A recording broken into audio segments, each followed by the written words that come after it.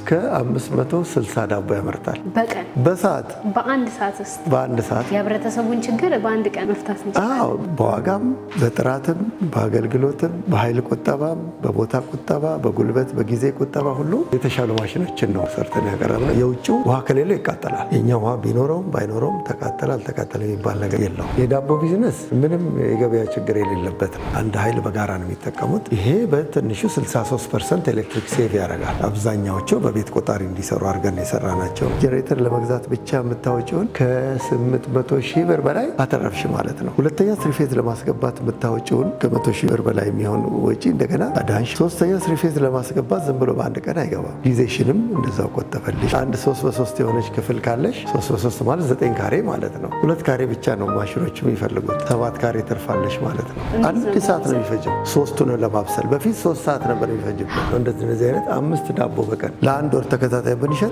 ይህን ሙሉ ዋጋውን በአንድ ወር መመለስ ይችላሉ። ሰው የምታወጪው ካፒታል ትንሽ ነው። የማምረት አቅማቸው ከፍተኛ ነው። ፍላጎቱ በጣም ከፍተኛ ነው። ስራው ላይ ግን ያሉ ሰዎች በጣም ጥቂቶች ናቸው።